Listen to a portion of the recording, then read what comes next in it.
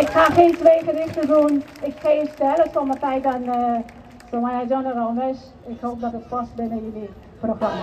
Dank u. No woman is free until all women around the world are free.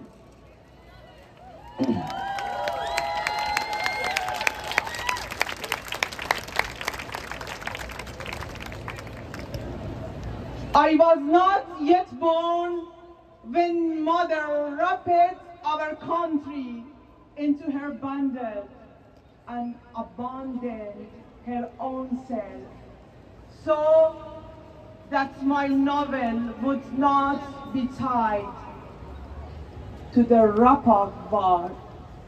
هنوز به دنیا نبودم که مادرم وطن را درون بقچش پیچید و از خودش رفت تا ناف من با جنگ گره نخورد.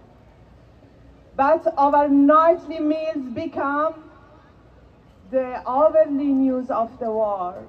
اما خوراک شبانه ما اخبار ساعت جنگ بود. Our cells recognize their own exile in our suffering, pain and wounds.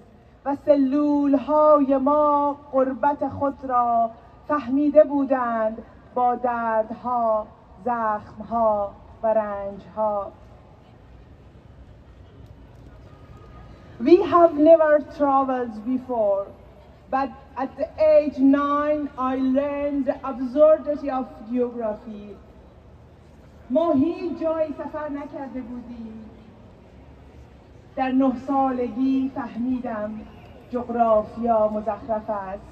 At 14 I untied mother's bundle. Its aroma enflowered me, returned me to my forefather. در 14 سالگی بقچه مادر را باز کردم. عطرش مرا به خود پیچید. برگشتم به 7 پشت پدرم.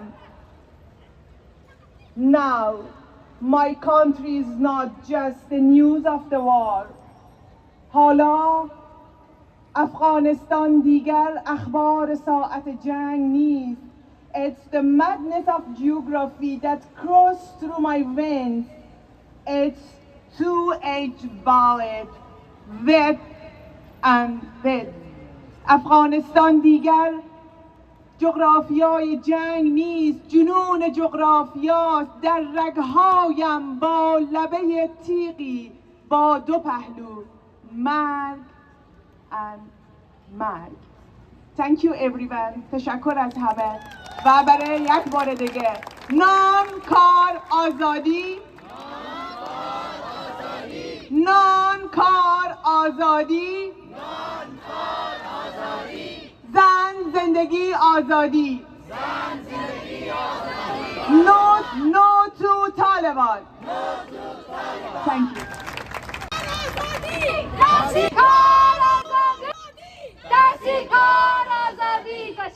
تشکر. هموطنای من شما کجا هستین؟ چقدر چوب هستین؟ افغانستان آزادی! آزادی افغانistan!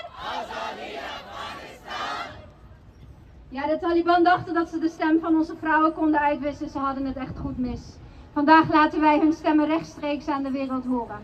In Herat gingen vrouwen de straat op en stierven ook. En zij riepen: Haq huquq zanan barabari ba mardan. Rechten voor vrouwen gelijk aan rechten voor mannen. De Farsi spreken, ik wil jullie horen. Haq huquq zanan